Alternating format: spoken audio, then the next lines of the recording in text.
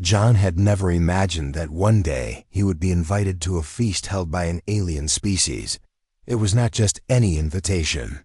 It was an invitation to the royal feast of the Gorthians, a race known across the galaxy for their advanced technology and their mysterious ways.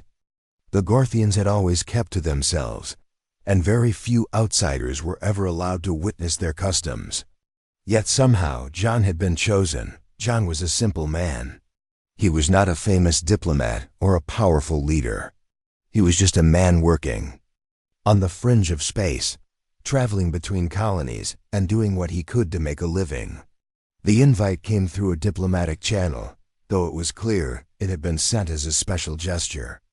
John's heart raced when he received the letter, a message written in elegant script, inviting him to the grand banquet held on Gorthia Prime. The letter was clear. The humans were seen as curious creatures to the Gorthians, and this feast was a rare opportunity for one human to be among them. It was a historic event. John could hardly believe it. He was picked up by a massive Gorthian ship, its smooth metal surface reflecting the stars as it pulled away from Earth's orbit. John stood in awe as he gazed out the window, watching his home planet shrink away. The journey took several weeks, but the trip felt like no time at all. The ship moved through space as if it were simply gliding over water, the stars outside stretching into infinite lines. The silence of space was broken only by the hum of the ship's engines. When they arrived at Gorthia Prime, John could hardly breathe. The planet was a place of beauty and mystery. Tall towers rose from the surface, made of materials John had never seen before. The air shimmered with a strange energy, and the landscape was dotted with alien plants that glowed in the dark. Everything about Gorthia Prime was different from Earth, but it felt like a dream. John was escorted to the feast hall by Gorthian servants. They were tall, their bodies covered in shimmering robes that seemed to blend with the atmosphere around them. Their faces were elegant but unreadable, making John feel like a child among them. The inside of the feast hall was unlike anything John had ever seen. It was enormous, the ceiling stretching far above, disappearing into a thick mist of swirling colors. The walls seemed to shift, changing hue with each passing moment. The long table that stretched before him was covered in an array of foods John couldn't even begin to name. There were fruits that glowed with soft light, meats that changed colors, and dishes that seemed to float above the table. The aromas were overwhelming, and yet John was afraid to touch anything. He wasn't sure what to do. As he sat down at the table, he couldn't help but feel out of place. He was just a human among aliens, each more magnificent than the last. The Gorthians were tall and graceful, their eyes glimmering with intelligence that John couldn't begin to understand. They looked at him with a mix of curiosity and admiration. John had been taught that the Gorthians valued intelligence and knowledge above all else, and he wondered what they thought of him, an unremarkable human with only a basic understanding of their culture. The Queen of the Gorthians, known as Queen Valora, sat at the head of the table. She was a magnificent sight, her long hair flowing like liquid silver, her eyes glowing with a strange light. Her skin was pale, almost translucent, and her regal presence made everyone in the room take a step back. She smiled at John, though her smile didn't reach her eyes. It was clear that the queen was a figure of power, someone who commanded respect. Without saying a word, her daughters, seated to her left and right, were equally striking. They were beautiful in ways that John could not describe, with features so perfect they seemed to be carved from marble. They both watched John carefully, their eyes scanning him as if they were evaluating his every movement. John couldn't help but feel uneasy. Everything about the feast was overwhelming. The food, the atmosphere, the presence of the queen and her daughters, it was all so foreign. He had never felt so small, so insignificant in his entire life. As the feast went on, John tried to relax, to enjoy the food before him, but it was difficult. His mind kept wandering back to the strange feeling he had. There was something about the way the queen's daughters looked at him, that made his skin crawl. They seemed to be sizing him up, as if he were a prize to be won, a piece of meat to be fought over. John couldn't shake the feeling that he was in danger, but he had no idea why. He had been invited to the feast after all. Surely there was no harm in that. Yet, as he glanced at the Gorthians around him, he realized that no one was smiling. There was no laughter, no conversation. Everyone sat in silence, their eyes fixed on him. John shifted uncomfortably in his seat. He picked up his fork, poking at the food on his plate. He wasn't sure if he should eat it or not. What if it was poison? What if they were testing him? The thought sent a chill down his spine. He glanced at the Queen again, her gaze still fixed on him. He couldn't read her expression. It was as if she were waiting for something. But for what? The feast continued, and John's anxiety only grew. The more he tried to focus on the food, the more he felt the weight of the Queen's gaze. It was like being under a microscope, every movement scrutinized.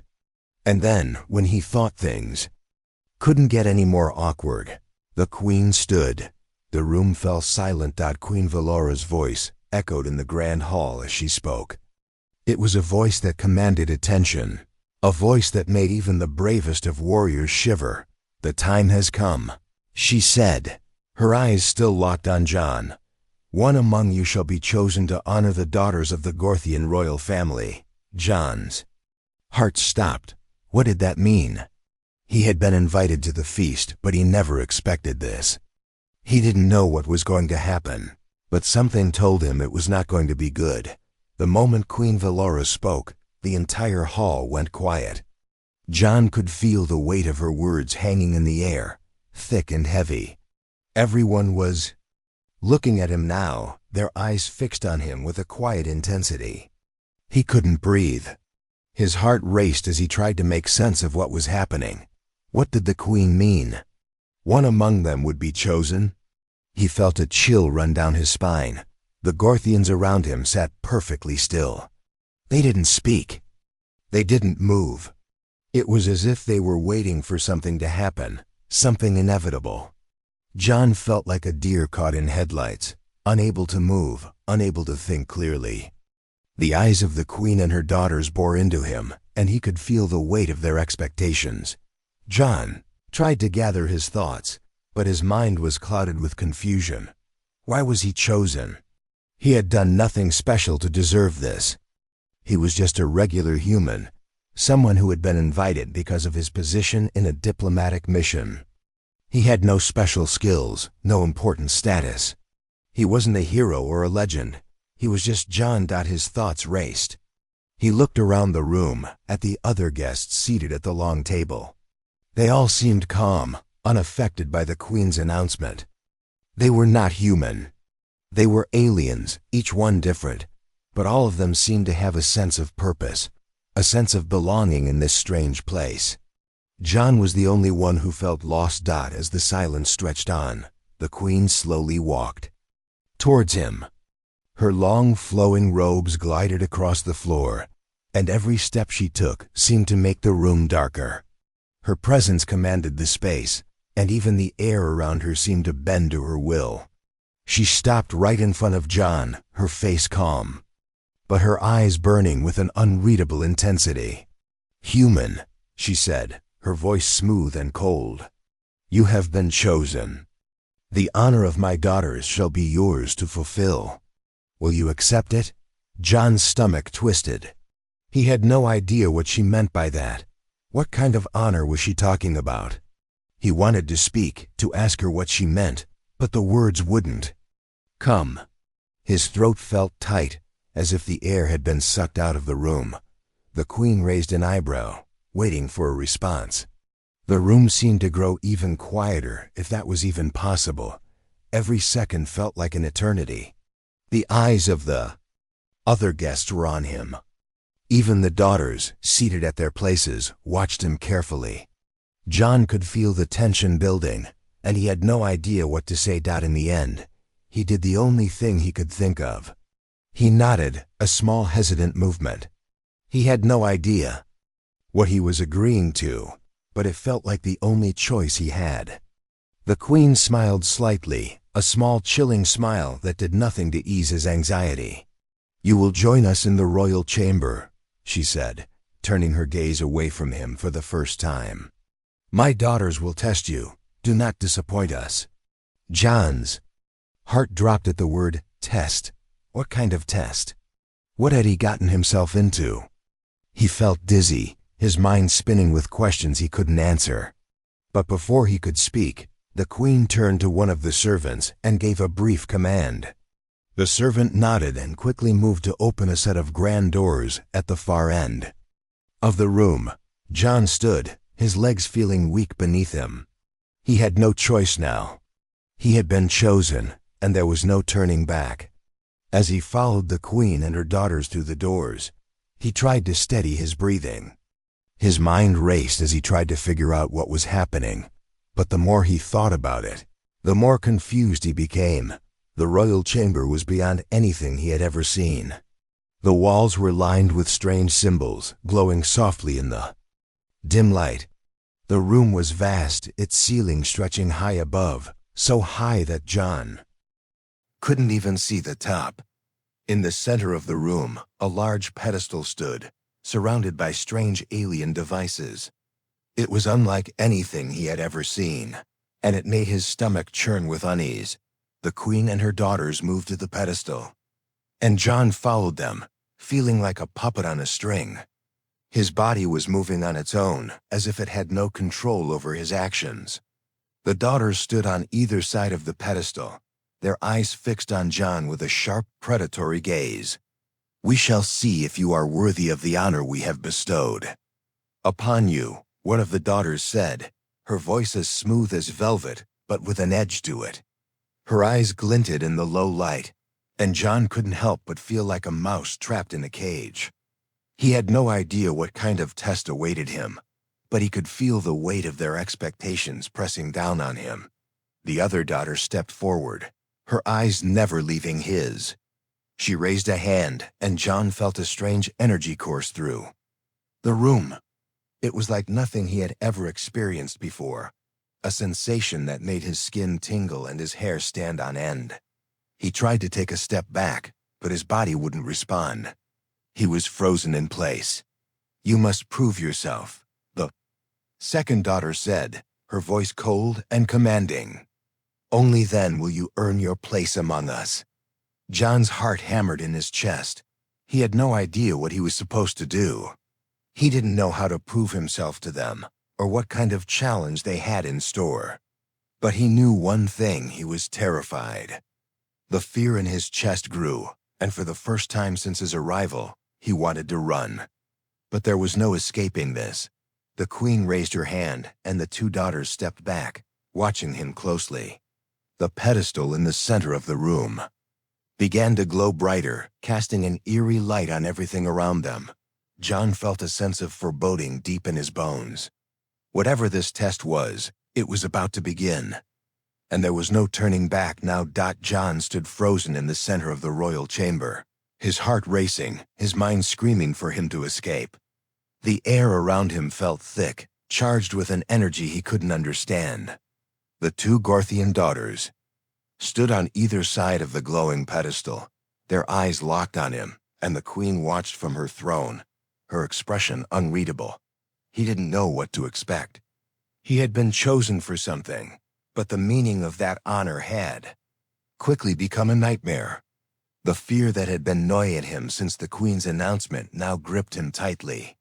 He had no idea what the test was, but every fiber of his being screamed that it would be dangerous. The air crackled again, and the second daughter, the one with silver hair and piercing green eyes, stepped forward. She moved gracefully, as if floating, her every movement elegant and fluid. John's body tensed as she came closer, her eyes never leaving his. He instinctively took a small step back, but his legs felt heavy, as though the very room was trying to hold him in place. "You are the human chosen for the royal test," she said, her voice soft but with an edge to it that sent a shiver down his spine. "You must prove you are worthy." Only then will you be allowed to leave this chamber alive. John's throat went dry. Alive? What did she mean by that? His mind raced for answers, but there was no time to ask questions. She raised her hand, and suddenly the room seemed to shift. The pedestal in front of him hummed, and a soft blue light began to pulse from it. The air grew colder, and John felt the temperature drop in an instant. The first daughter, who had deep red eyes and hair like fire, stepped forward with a smug smile on her lips. "You will face a test of strength, a test of will," she said. "Do you think you can survive?" John opened his mouth to respond, but the words stuck in his throat. He had no idea what kind of test they were talking about. Was it physical? Mental? He wasn't sure he was ready for anything they had in store. But he had no choice now. He had to play along. He had been chosen. He was the one who had to prove something. Suddenly, the glowing pedestal flared brighter. The light intensified, and John felt a sharp pain in his chest, like something was pushing against him from the inside. His knees buckled, and he stumbled but caught himself just in time. His breath came in short, shallow gasps. He looked around, panicking, trying to make sense of what was happening. The Queen's voice echoed through the chamber, calm and steady. "This is the test, human. You must prove your strength of mind and body. Survive, and you may leave.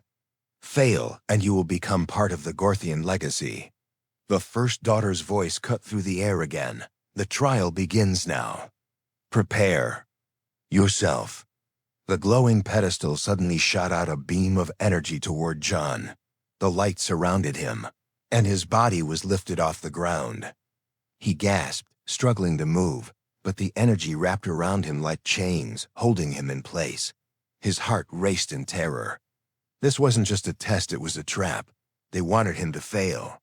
They wanted to see if he was strong enough to survive. Whatever they had planned, John struggled against the energy, but it was like fighting against the weight of 1,000 stars. His body was weak, and no matter how hard he fought, he couldn't break free. He had never felt so helpless. He tried to scream, but no sound came out. His entire body felt numb, the pressure building as if something was crushing him from all sides. Panic set in. This wasn't a test of strength. This was a test of survival. The second daughter stepped forward, her eyes glowing with an unnatural intensity. "You will face your greatest fear, human," she said softly. "The Gorthians do not bow to weakness. You must show us your strength." John's chest tightened as the room around him began to shift again. He felt the walls close in, and the air grew thicker, harder to breathe. Suddenly, the chamber was no longer just a grand hall. It transformed into a dark, twisted version of a jungle. The ground beneath him became soft and uneven, and the sounds of strange creatures filled the air. John's heart pounded as he looked around in panic that he was no longer in the royal chamber. He was somewhere else, somewhere wild and dangerous. He felt something moving in the shadows, something large and threatening. He could hear the rustling of leaves and the snapping of twigs. John swallowed hard. His body was still suspended in the air, the energy surrounding him growing tighter, but the fear inside him was beginning to overpower everything else. Suddenly, something emerged from the shadows. It was a creature unlike anything John had ever seen before. It was massive, with sharp claws and glowing eyes that seemed to pierce through the darkness. Its teeth gleamed as it snarled at him, and John's breath caught in his throat. He had never been so terrified in his life. The creature charged at him, moving with incredible speed. John's heart leapt into his throat as the creature closed the distance between them in a flash. He tried to move, to fight back, but the energy surrounding him kept him trapped in place. But then, something inside John snapped, the fear, the panic, it all boiled over, and with a deep breath, he focused every ounce of willpower he had left. He had to fight. He had to survive. The energy around him crackled, and suddenly, John felt his body free. He fell to the ground, rolling to the sighed just in time to avoid the creature's claws. His heart pounded in his chest, but he didn't have time to think. He had to keep moving. The creature was still coming at him, but John was faster now, his instincts guiding him. He dodged and weaved, narrowly avoiding the creature's strikes. With a swift move, he found a large rock nearby and grabbed it. Using all his strength, he swung the rock at the creature's head. It struck with a loud thud, and the creature staggered back, momentarily stunned. John didn't wait for it to recover. He ran, running as fast as he could through the jungle, weaving between trees and avoiding the creature's deadly attacks. His mind was clear now, focused only on surviving. The world around him was a blur, but John pushed forward. He had to win. He had to prove himself. He didn't know what the Gorthians expected from him, but he wasn't going to die here. Not today. John's heart raced as he continued to run through the jungle, the sounds of the creature's pursuit growing louder behind him. He didn't dare to look back. Every instinct in his body told him to keep moving, to keep surviving. The creature's snarls echoed through the thick trees, each step it took sending a chill down his spine. He didn't know how long he had been running. His legs were starting to ache, his breath coming in shallow gasps, but he couldn't stop. If he stopped, he would die. The fear that had once paralyzed him was now a driving force, pushing him forward. The jungle around him was alive with strange sounds, birds calling out in the distance, the rustling of unseen animals, and the ever-present hum of something dark and threatening. John's mind raced as he tried to make sense of what was happening. The trial, the test. The Gorthians had created this illusion, this world, to test him. They wanted to see if he could survive. Suddenly, the ground beneath him shifted. It wasn't just the uneven terrain anymore. It felt like the jungle was alive, shifting, closing in on him. The trees seemed to lean toward him, the branches reaching out as if to grab him. The path he had been following became more difficult to navigate, the earth itself seeming to fight against him. John stumbled but caught himself, his heart pounding in his chest.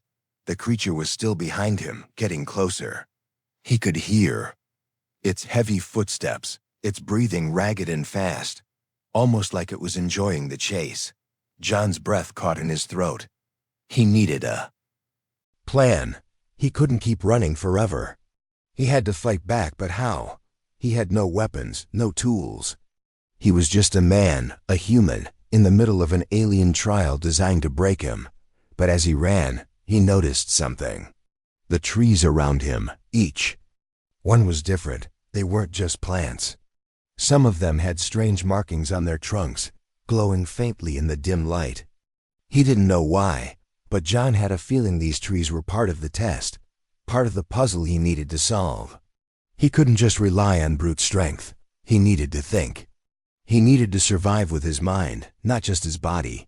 John stopped abruptly, his feet sliding in the soft earth as he turned to face the creature. He didn't have much time. The creature was almost upon him. It let out a roar, a deafening sound that made John's skin crawl. The creature's eyes glowed bright, its claws outstretched as it lunged toward him. In a split second, John's mind clicked into place.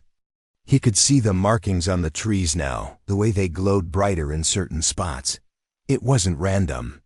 There was a pattern. John didn't know what the markings meant, but his gut told him that if he could just reach the right tree, the right spot, he might have a chance. He took off again, this time running toward a large tree on the far side of the clearing. His body felt like it was moving on its own, driven by the need to survive. He reached the tree just as the creature lunged, its claws swiping through the air inches from his face. John ducked behind the tree, his heart pounding as he pressed his back to its bark. The creature screeched, its anger and frustration filling the air. It circled around the tree, its eyes scanning the area, looking for John. But John had already begun to climb the tree. His hands scraped against the bark. As he pulled himself up, his legs burning with the effort. He had no idea what he was doing. He just knew he had to get higher. get out of reach. As he climbed, the creature circled below, growling and snapping its jaws, but it couldn't reach him. John reached a thick branch and paused, breathing heavily. He looked down, seeing the creature still pacing around the base of the tree. He could feel the pressure building in his chest, the panic rising again, but he pushed it down. He wasn't done yet. Looking up, he saw the higher branches of the tree, glowing even brighter now. He had to get there. He had to figure out what they meant. With renewed determination, he climbed higher, ignoring the pain in his arms and legs. His focus on the glowing branches above. As he reached the highest point of the tree, something strange happened. The air around him seemed to shift. The glowing branches lit up brighter, their soft light washing over him, and suddenly, John understood. The markings on the trees weren't just random symbols, they were a map, a guide. They showed him the path, the way out. John took a deep breath, feeling the rush of adrenaline coursing through him. He wasn't just fighting to survive anymore. He was fighting to win, to prove himself, to show the Gorthians that humans weren't weak, that they weren't just prey to be hunted and tested. He was here for a reason. He had been chosen for a reason. The creature below let out another roar, its frustration growing as it circled the tree. But John didn't pay attention to it anymore. He knew what he had to do. He climbed higher, following the glowing branches until he reached the top. From here, he could see the entire jungle, the paths laid out before him like a map. The creature had no chance of reaching him now, but then something unexpected happened. The jungle began to shift again, the trees pulling back, the ground under his feet solidifying. The path ahead of him was clearer now, the light from the trees guiding him forward. He realized the jungle wasn't trying to trap him. It was testing him, showing him the way out. As John made his way down the tree, he felt a sense of accomplishment wash over him. He had survived. He had figured it out. He had won. But there was still one more part of the test, one more challenge he had to face before he could prove himself completely. He was no longer the prey. He was the hunter. As he made his way back to the center of the jungle, the creature had disappeared. But the Gorthian daughters were still there, watching him from a distance. They hadn't moved. They hadn't made a sound. But their eyes were on him, and John knew that the trial wasn't over. He had proven his strength, but there was more to come. He was ready. John stood in the center of the jungle, his heart still pounding from the intense trial he had just endured. He had survived the creature's attack, made his way through the twisting jungle, and unlocked the mystery of the glowing trees. He had proven his strength, but the final test was still ahead of him. The Gorthian daughters stood at the edge of the clearing, watching him with their glowing eyes. They had not moved, their expressions unreadable. The queen had not spoken since the trial began, but John knew she was watching him closely, waiting for the next step. He felt a strange calm wash over him. The fear, the panic, everything that had clouded his mind earlier, it was gone. He had made it this far, and he wasn't about to back down now. The trial wasn't just about survival. It was about showing the Gorthians that humans were not to be underestimated. The first daughter, the one with red eyes and fiery hair, stepped forward. Her gaze was intense, almost challenging. "You have proven yourself strong, human," she said. Her voice cool but not unkind. "You have survived the creature, solved the puzzle of the trees, but the final test remains." John nodded, his body tense but his mind clear. He was ready. He had no idea what the final test would be, but he knew one thing for sure: he wasn't going to give up. The second daughter stepped forward, her eyes shining with a cold light. "This is the final trial," she said. "You must face the Queen's challenge. If you succeed, you will have earned the right to leave this chamber alive. If you fail, you will become part of the Gorthian legacy." John's throat went dry again. The Queen's challenge. What did that mean? The fear began to creep back, but he pushed it down. He had come this far. He couldn't let fear control him now. He needed to focus. The queen, silent until now, stood from her throne. Her presence filled the room, commanding attention. She walked toward him with a slow, deliberate pace. Her face was calm, her expression unreadable. John couldn't tell what she was thinking, but he could feel her eyes on him, weighing him, testing him. "Human," the queen said, her voice soft, "but powerful. You have done well to make it this far. But now you must prove something more. You must prove your worth to my daughters, to me, and to the entire Gorthian race." John swallowed hard. His palms were sweaty, his heart racing, but he stood his ground. He couldn't show weakness now. Not when he was so close to the end. The queen raised her hand, and a strange energy filled the air. The room seemed to shift once more, the walls dissolving into a vast, dark expanse. The ground beneath John's feet seemed to fall away, and for a moment he felt weightless, suspended in nothingness. Then the world snapped back into focus. He was no longer standing in the jungle. He was standing in a massive arena, surrounded by high walls that seemed to stretch into the sky. The air was thick with tension, and John could hear the sounds of distant voices, whispers, murmurs, the buzz of an excited crowd. But there was no one there. It was just him. "You are now in the arena of trials," the queen's voice echoed, though she was nowhere to be seen. "This is the final test. To leave this place alive, you must face your greatest challenge. You must prove that you are worthy to walk among the Gorthians. Only then will we grant you the honor of returning to your people." John's heart skipped a beat. The arena of trials. It sounded like a place for the strongest of warriors, the bravest of souls. And yet, here he was, just a human, standing alone in this vast empty space. Before he could react, the ground beneath him rumbled, and a massive stone gate slowly rose from the floor.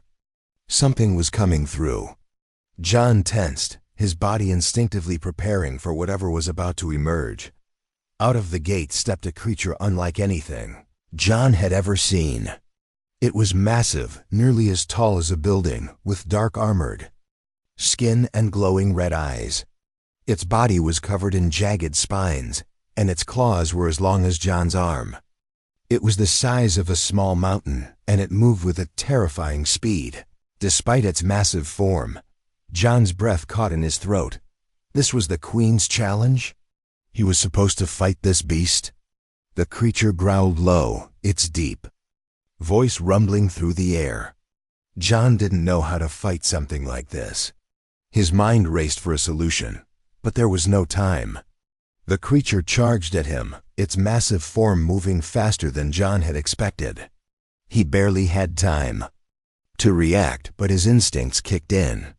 He dodged to the side, narrowly avoiding the creature's outstretched claws. He couldn't fight this beast head-on. There was no way he could overpower it. He had to outsmart it. Just like he had outsmarted the creature in the jungle, John sprinted to the side, weaving between the stone columns that lined the arena. The creature roared, its claws scraping against the stone as it turned to follow him. The ground shook with each step it took, but John didn't stop. He ran faster, his mind working quickly. He needed to find a way to use the environment to his advantage. As he ran, he spotted something, an overhanging structure on the far side of the arena. It was a large stone platform high above the ground. If he could get up there, he might have a better chance of avoiding the creature's attacks. He sprinted toward the platform, his legs burning with effort. The creature was close behind, its roars growing louder. Just as it reached out to strike, John leapt onto the platform, pulling himself up with all his strength. He barely made it, his fingers slipping on the stone, but he managed to grab hold and pull himself up to safety. The creature snarled below, its massive claws scratching at the stone. John could see its glowing eyes, filled with fury as it searched for him. He didn't have much time. The creature was powerful, but it was slow. He needed to use that to his advantage. John scanned the arena, looking for something he could use. And then he saw it, a large stone block, just heavy enough to be useful.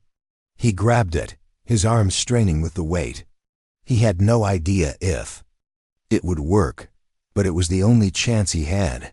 With all his might, he hurled the stone at the creature. It struck the creature's head with a loud thud, and for a moment, the beast seemed stunned. It staggered back, its eyes flashing with rage. John took a deep breath, gathering every ounce of strength he had left. He knew what he had to do. This was his chance. With a final desperate sprint, John leapt from the platform and charged at the creature. His fists were raised, and for the first time since he had arrived on Gorthia Prime, he wasn't running away. He was fighting back. As he collided with the creature, he felt its claws rake across his side, but he ignored the pain. He reached for its throat, his hands closing around its thick, armored skin. With all the strength he had left, he pushed, pulling with everything inside him. And then, with a final effort, he broke through. The creature let out a deafening roar and collapsed to the ground. Defeated. John stood over the creature, breathing heavily, his body battered and bruised, but alive. He had done it. He had proven himself. The arena fell silent. The Queen's voice echoed once again. You have survived. You have shown your strength, your will, and your determination. You have earned the right to return to your people. John could hardly believe it. He had made it. He had passed the trial. The Queen's challenge had been the final test, and he had won. As the ground beneath him began to shift back to the royal chamber, John felt a sense of pride fill his chest. He had survived the trials. He had earned his place. He had shown the Gorthians that humanity was not weak, that humanity could rise to any challenge, no matter how impossible it seemed. He wasn't just a human anymore. He was a warrior,